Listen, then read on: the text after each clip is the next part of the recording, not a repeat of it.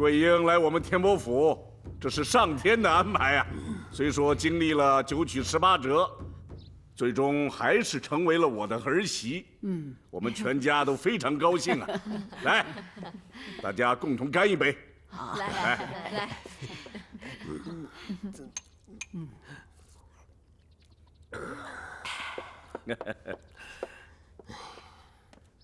穆老兄因何大汗淋漓呀？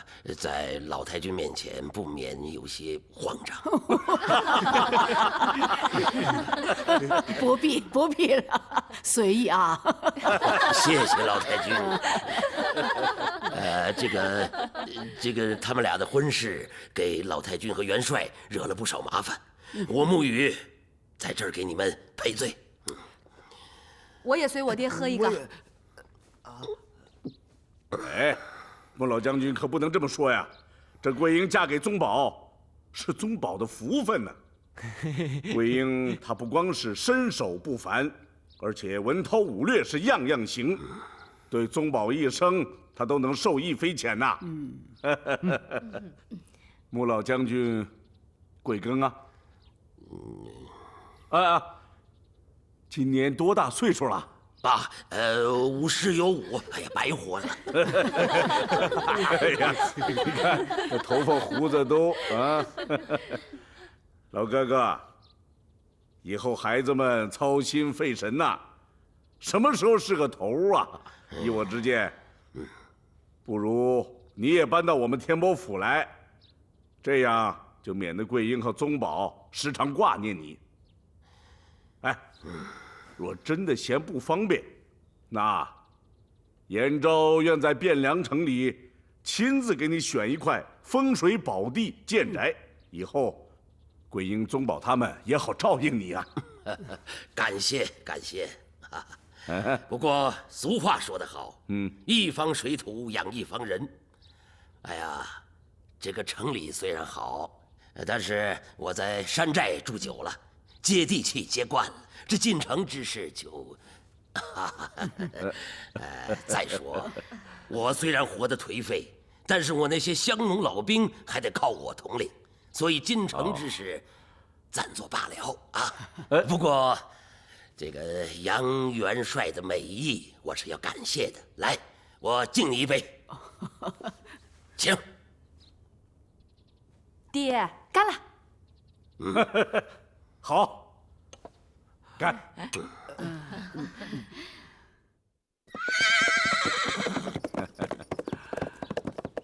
穆老将军呐，当年带兵威震中原，人称穆天王，那是大名鼎鼎啊。家父在世时，常以穆老将军为典范，训教我们弟兄。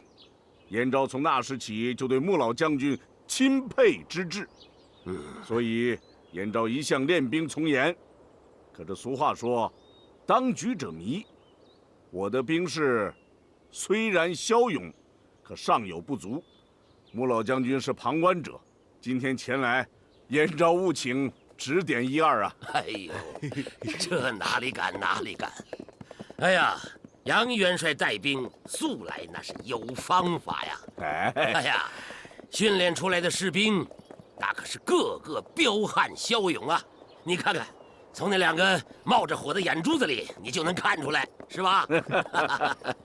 如果说有点滴不足的话，说，那我就说了，那就是缺少一点细腻。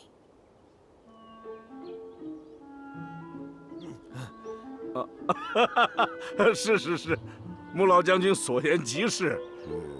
延昭一向练兵偏重粗犷勇猛，而不够细腻。素闻穆老将军练兵自有一套妙法，手下乡勇士个个武艺高强。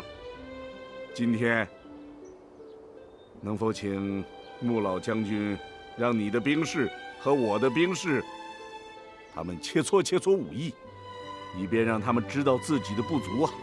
让你的兵和我的兵比试比试啊！嗨，我的兵士，他们夜郎自大惯了，尚不知天外有天，山外有山。穆老将军今天得好好教训教训他们，让他们长个记性啊，一决雌雄。哎呦，老太君，这一决雌雄，沐浴哪敢呐？那一决雌雄啊，那就是公母啊！好，好，那好，那就恭敬不如从命，让他们一决雌雄。好，胡瓜在。是，下去。是，你跟他们比划比划啊！去吧。哎，你看着，开始吧。开始。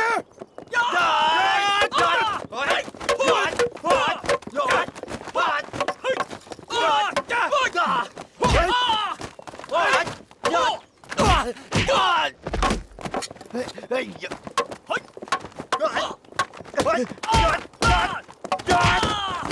嗯。哎呦我这！穆老将军，哎，手下乡兵的确是武艺高强啊，要么是鞍马劳顿之故，是偶尔失手，不足为怪，不足为怪。哪里？一决雌雄嘛，决出来了啊！你是雄，我是雌。燕昭啊，你做的太过分了，怎么能对亲家这样呢？娘，孩儿跟您说过，圣上让我去说服穆老将军，这是给孩儿出了个大大的难题呀。若不让他知道我的下属这般勇猛，他又怎么会心甘情愿地归顺大宋？可是穆老将军非常生气，恐怕再这样下去，他会愤然离府的。不会，穆老将军争强好胜，他又怎会轻易服输啊？败了，他总要挽回面子吧？看来你还要将他一军啊！是啊，娘。孩儿既然领了圣命，也是不得已而为之啊。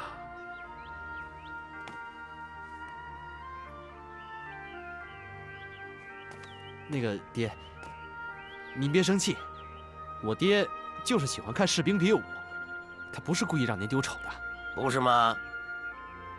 哼！松宝啊，哎，你爹呀，打从根儿上就没谱什么好曲儿。爹，爹，您误会了。什么呀？你傻呀你！哎，你就没看出来呀？你爹是故意让天波府的士兵露出了破绽，引我爹上钩呢。你真是傻，连这个都看不出来。不是，你别说。哎，宗宝啊，过来。好。你不是好功夫吗？来，怎么了？你给我抓条鱼出来。哼，不就抓条鱼吗？那么简单，来，我给您抓。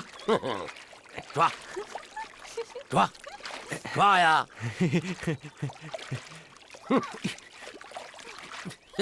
宗宝啊，听说过这么句话吗？人笨可以，千万别变成蛋，一变成笨蛋，那可就真是笨了。抓！我能抓着，您给我点时间。你傻呀你！我爹逗你玩呢。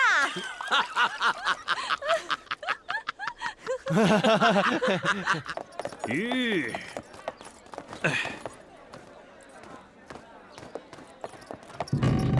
没想到偷鸡不成反18米，皇上不但暂且放下木柯寨，还收了穆桂英为昭武校尉。他名正言顺地随杨延昭出征，无疑给萧天佐带来了威胁呀！都是杨延昭的那番话打动了皇上。哎呀，话出自于穆桂英，小点声。话出自于穆桂英的嘴，她编的太圆滑了嘛！让一个娘们儿牵着一帮男人，这朝廷上就没有男人了吗？哎，你我不是男人吗？嗨，我说的是那个昏君，那帮佞臣。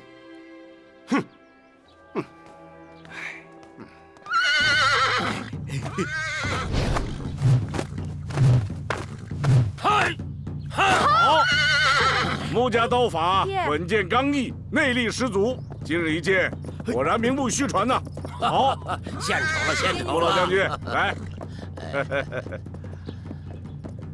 坐，喝点茶啊。今日延昭亲眼得见穆老将军舞刀，真乃三生有幸。哎，客气客气。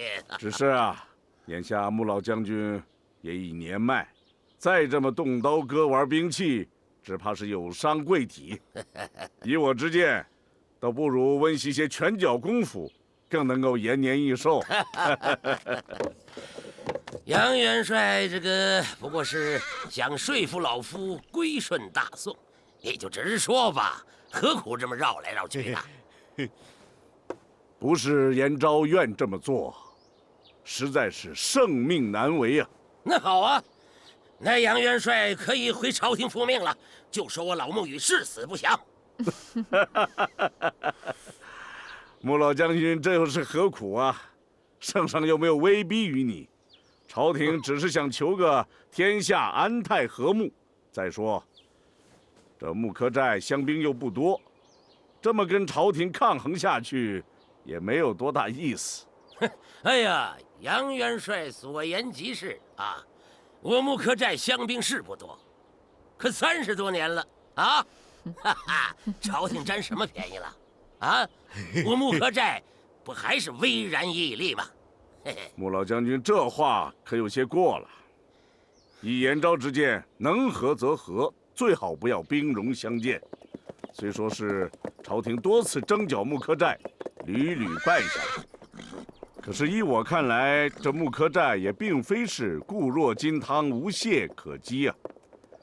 要细找破绽嘛，那还是有些薄弱之处的。依着杨元帅之见，我木柯寨的薄弱之处在哪儿呢？延昭要是妄言点破，穆老将军可不许介意啊！哎，杨元帅但讲无妨。木柯寨的命脉在于水，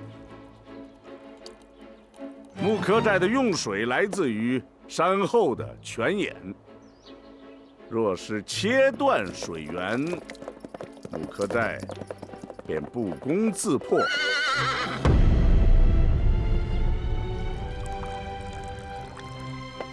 桂英，哎，上次你擒爹于马上，是不是真的以为爹就是徒有虚名啊？啊，也许吧。哈哈。嗯，好。宗保啊，取桂英的兵刃来。爹，是，儿媳呢愿陪爹爹玩玩。嗯，好。小姐，请爹爹赐教。莫急，杨元帅。哎呀，儿媳与老公公兵戎相见。哎呀，这个，要不我们老兄弟俩比划比划，啊？好啊，那恭敬不如从命，请。爹，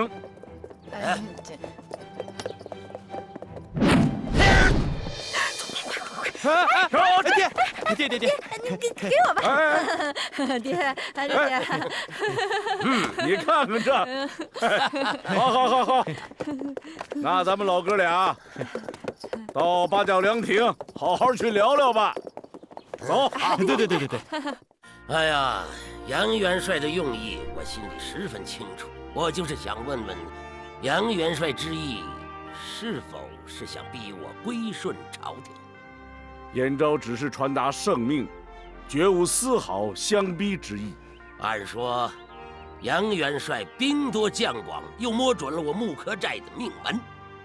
如果你举兵强攻，拿下木柯寨，还不是易如反掌吗？我也这么看。如果是这样的话，那我穆羽和我的乡勇寨兵必然是拼死力搏，到最后，杨元帅你得到的不过是一座空寨。不，延昭不能那么做。你我都是儿女亲家了，我劝老将军，只是为了向朝廷复命。哦，那好啊，那元帅即可向朝廷复命了。我沐雨，一不顺，二不祥。哎呀，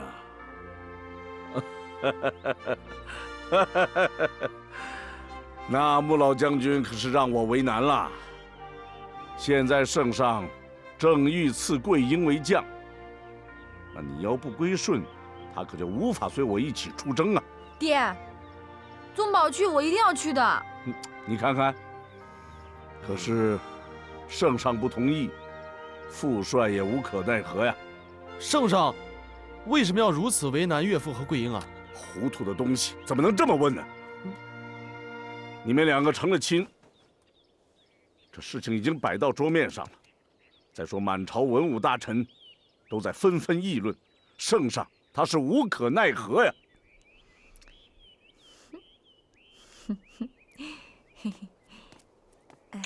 爹，喝水。爹爹啊，您二老看这样行不行？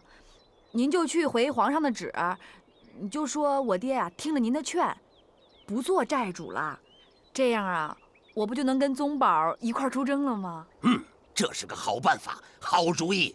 我回去以后马上放出风去，说木柯寨已无寨主，刀枪入库，马放南山。圣上睿智，这样糊弄他，他岂肯相信？爹，大敌当前，现在最重要的是什么？出征。这多一个人啊，就多一份力量。圣上不会深究的。桂英，你真聪明啊！当然了，我的丫头当然聪明了。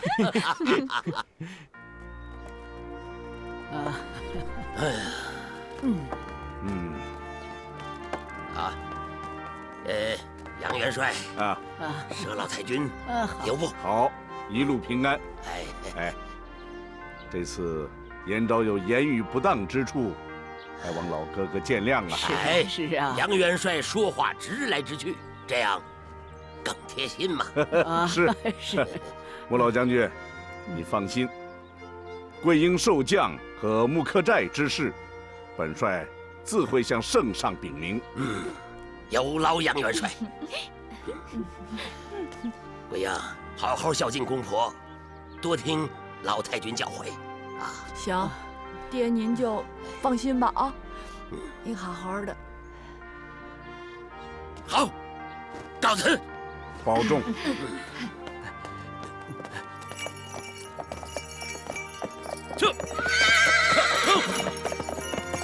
告辞。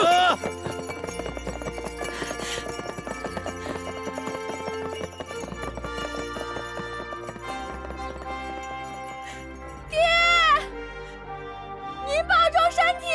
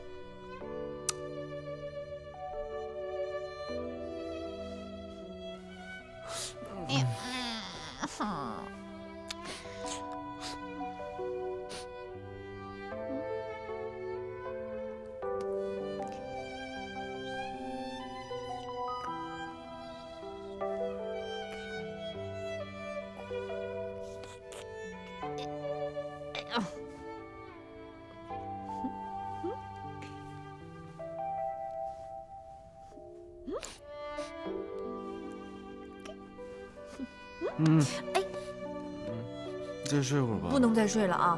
再睡的话，奶奶跟婶婶该笑话咱们了。快点起来了。在天魔府，天是老大，我是老二。我说睡会儿就再睡会儿。哎呀，好吧，再睡会儿吧。都到了吃饭的点儿了，一家人还得等他俩。八妹，哎，你去把宗宝和桂英叫起来。啊，天波府的规矩就是多。老身呐，嫁给你们公公的时候就领教过了，什么早问安呐，晚问安呐，顿顿敬这个敬那个。哎呀，别人饭都吃完了，老身还没吃半饱呢。现在这穆桂英啊，跟婆婆一样，又要受这个折磨了。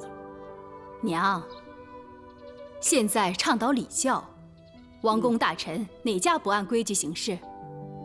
桂英不懂规矩，天波府就会被人家笑话的。哎呀，老身呐，讨厌这些礼节。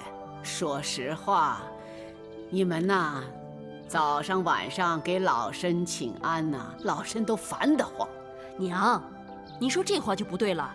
请安问候是遵守朝廷提倡的孝道。就是啊，娘，您不看重礼节，那是因为您德高望重，谁敢对您不敬啊？但是桂英她进了天波府，不守规矩，那可不成。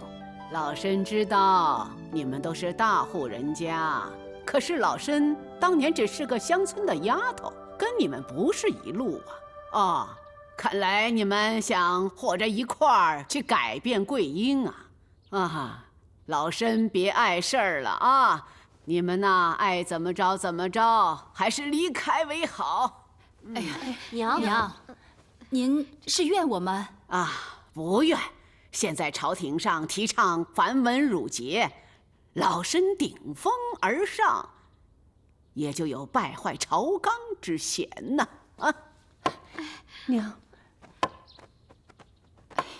嗨，你石头剪刀布，石头剪刀布，石头剪刀布，石头剪子不行，有问题。有什么问题啊？你每次出的都比我慢。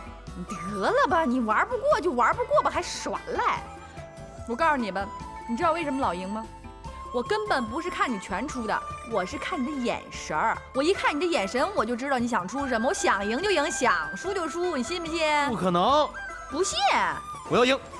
让你赢啊！来，剪刀石头，剪刀石头布，哈哈，赢喽！耍赖你！哎，不玩了，不玩了，不行玩拍手，再来，再来，再来！玩拍手，拍手不玩，不玩，不玩，不玩！这拍手是小孩玩的，不玩，咱还是剪刀石头布啊！我就玩拍手。那拍吧，拍吧。哎，咋着了？还没准备好呢。再来。哎，这个不算，我得喊开始。你是主动，先得由我来喊开始，哪有你喊开始的呀？来来来，该我了。开始呢。该我了。哎。有。不玩了，不玩了，不玩了！你怎么又耍赖呀？你太狠了，我不玩了，不玩了。不玩我罚你！你怎么胆儿那么小呀？就你这样的，怎么上阵杀敌呀？玩不玩？我不玩。那我罚你啊！罚什么？你趴下。干嘛呀？他想让我当马骑呀？哎，哪有女的骑丈夫的？怎么没有啊？我就要骑。不玩，不。你趴趴，1、2、3、4。你不像个女人，你不像个女人。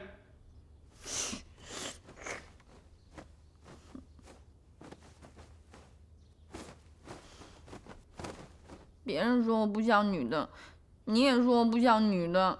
你说你要像个女的，你能一下把我给摁地上吗？哪有一下把你摁到地上呀？我不是顺着你的势把你弄下去了吗？中，哪那么大劲儿啊？你看看我这小胳膊多细呀，一掰就折了。装，接着装，看看嘛，接着装，干嘛？接着装。我哪那么大劲儿啊？哎呀！谁？都什么时候了，还不起床？哦，什么事儿啊？还不快去给你奶奶、婶娘还有姑姑们请安？哦，行。哎，你看你还打我，我说你不像个女的吧？啊，就来啊！哎，那是我的衣服啊！哎呀，快！桂英，咱们是将帅之家，一言一行都要合乎规矩。是。你刚来，很多事情都不知晓，娘不怪你。哎，不，娘现在跟你说，你必须照办。是。先说说请安，咱们天波府不是1天3跪6拜，1天3次请安。娘只要求你每天早上、晚上到奶奶、婶娘、姑姑的房间去问候一下。这一圈下来，1个时辰都过去了，什么事儿都耽误了。耽误了也得问候，谁让咱们是将帅之家呢？好了，桂英，现在你去给婶娘、姑姑们请安吧。是。大娘好，好，三娘好，哎，小姑好，娘好，那个七娘好。行了，咱们也去吃饭吧。是。娘请，大娘请。哎，走。宗宝，你给我停一下。宗宝，你不能护媳妇儿，她在山村野惯了，不懂高下贵贱。按他的性子来，以后准对你指手画脚。才不会呢。桂英可温柔了，还温柔？他把降龙木都演到天波府了，在戏台上把你当马骑。你说，天底下哪个姑娘敢如此胆大妄为？那是过去的事儿，现在不会。江山易改，本性难移。你现在不改他的性子，以后不把天波府折腾得天翻地覆啊！姑姑，您多心了。哎，我多心？他把你爹擒在马上，又捶脑袋又打屁股，还把大腿压在脖子上，哪个姑娘敢这么做？姑姑，那都是过去的事儿了。现在进了杨家的门，野丫头也变成唯唯诺诺的小媳妇儿了。哎，你给我听好了，你再护你媳妇儿，姑姑扇你！哎呀！呀，吃饭了？怎么才来呀？哎，八妹，快坐下。哎，桂英啊，进了咱们杨家门，老身心里头高兴啊。你这一举一动啊，真像年轻时候的我。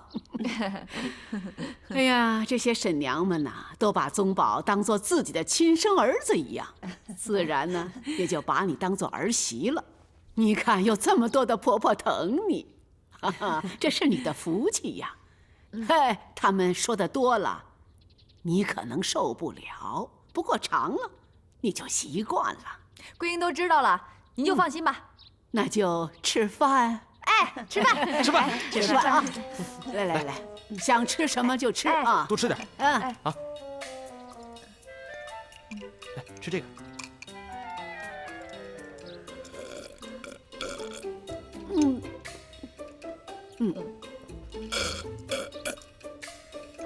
桂英，吃饭时别闹动静，这不成体统。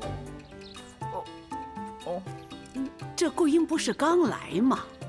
天波府的家规呀，时间长了你就熟悉了。慢慢吃啊。哎，时间越长就越不好改，还是尽早纠正为好。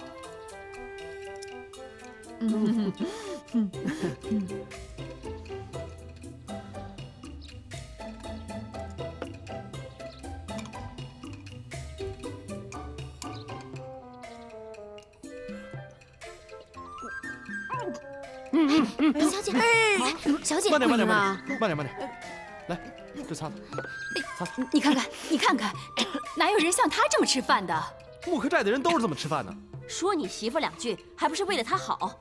看你嘴里叽里巴拉，算没完了。没事，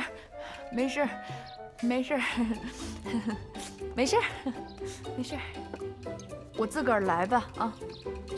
没事，奶奶你们吃吧，我没。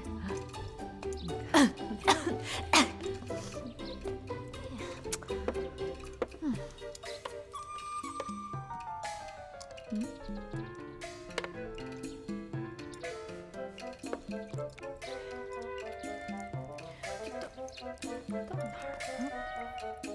到什么地方都没有。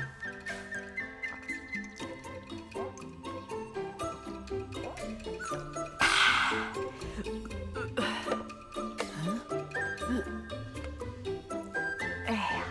才差不多。像样子吧？哎，桂英，桂英，你怎么用这个？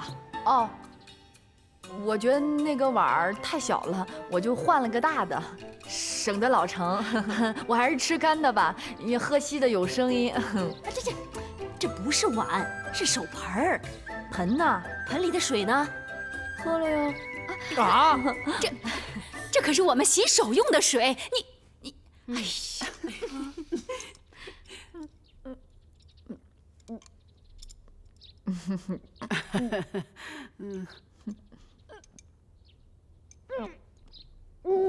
哎，小姐，哎，小姐，你看，天，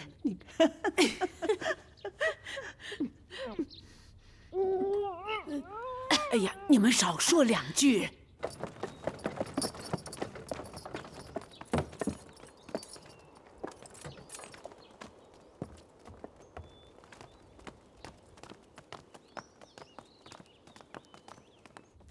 桂英，没事吧？没事没事。拿走拿走。没事吧？没事儿，就是拉嗓子。桂英，我们知道你饭量大，可是你这饭量再大，也不能端个盆狼吞虎咽的在那儿吃啊！这让外人看见，这岂不成了笑柄？碗小，吃不饱。吃不饱就多盛几碗。我就觉得吧，这一会儿盛一碗，一会儿盛一碗的，不雅观。那也比你端个盆在那儿呼哧呼哧的好多了吧？我呢，你们都忘了你们自己年轻时候了啊！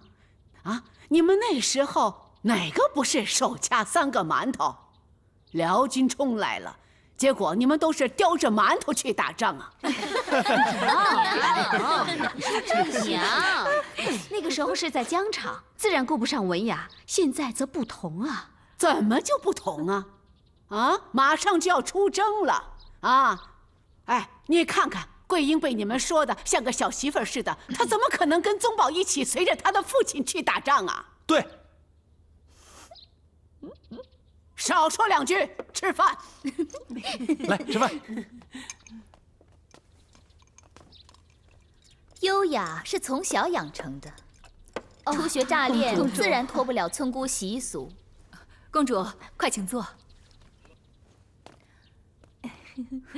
我要挨奶奶坐。好，坐奶奶这儿来。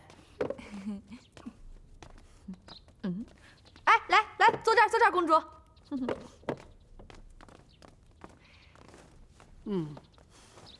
好，大伙儿都坐下吧啊。哎，给我换一套餐具。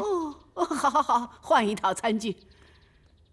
哎，公主啊，老身知道，你呀就愿意到天波府来吃饭。那先来一碗莲子银耳汤。奶奶，我当然爱吃天波府的饭了，恐怕以后没有机会再来了。哎，怎么能没机会呢？你想来就来呀！你要是不来，老身就要宗保去请你了。奶奶，您让宗保去请我啊？有的人恐怕会不乐意的。公主啊，你想多了。你跟宗保从小青梅竹马，对宗保帮助甚大。奶奶还有婶娘们都希望你以后继续提携他呢。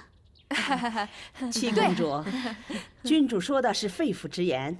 我们宗保虽然从小舞文弄墨，但才情远不及您呐，所以还希望您以后能常来。这就用不着本公主了吧？穆小姐来了天波府，就不缺诗情画意了。桂英只懂武功，哪会什么填词作赋啊？我们小姐4岁学诗，5岁便会填词。是吗？老身还不知道呢。你说说，穆桂英会写什么诗啊？不行，她会。穆小姐既然懂诗，那咱们就不妨赋诗为太君婶娘们助兴，如何？我不行，不行。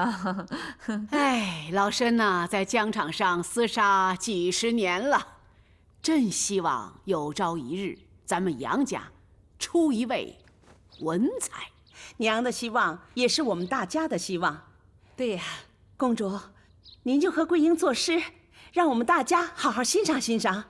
好。我听你的侍女说你懂诗，不管你会不会，咱们对个对子如何？行，你先说吧。过去我向往琴棋书画，郎作伴。现在我是刀枪剑戟妹相知。从这个对子就能看出，穆小姐果然懂诗词。切，我不行哈。那咱们作诗助兴如何？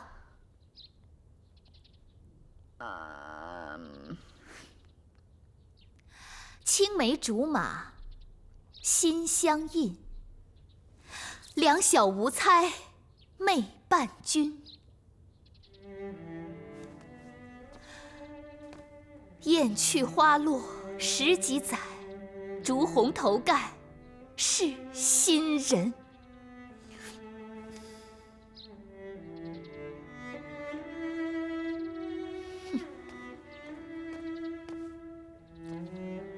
疆场厮杀，硬碰硬，未想兵戈出真情。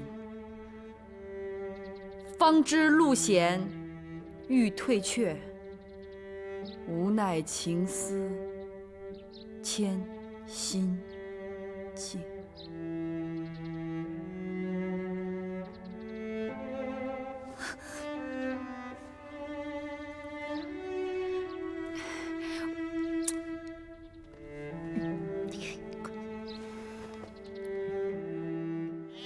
天上星，亮晶晶，一眨一眨照眼明。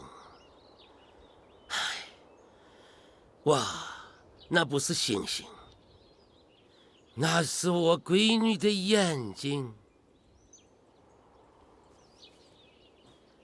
东边呀下雨呀，西边明，树叶不动，那是不刮风啊。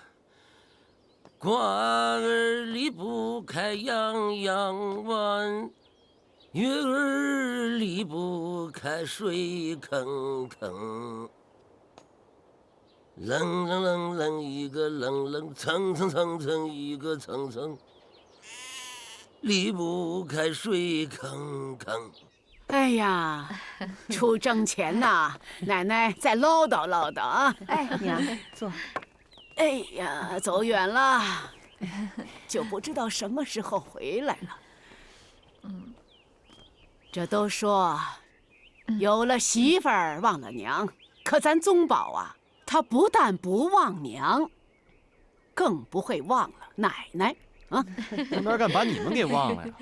我算是知道了，孙儿就算走到天涯海角，也逃不出奶奶的手掌心儿。哎呀，桂英啊，你进了咱天波府啊，别提奶奶多高兴了。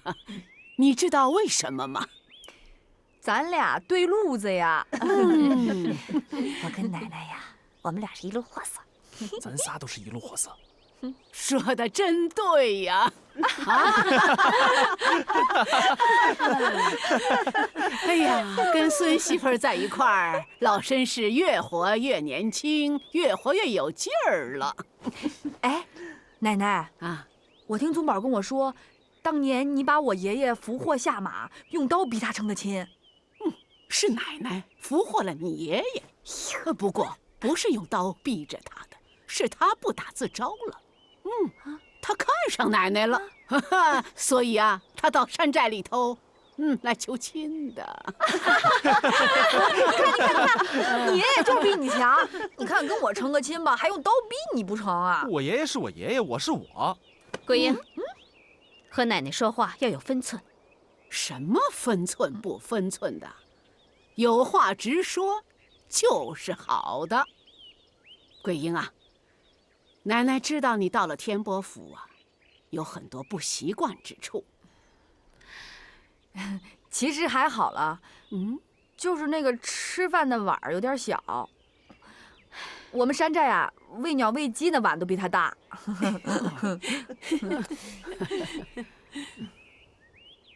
奶奶，我想说句话行吗？说。咱都是习武之人，没必要那么文绉绉的。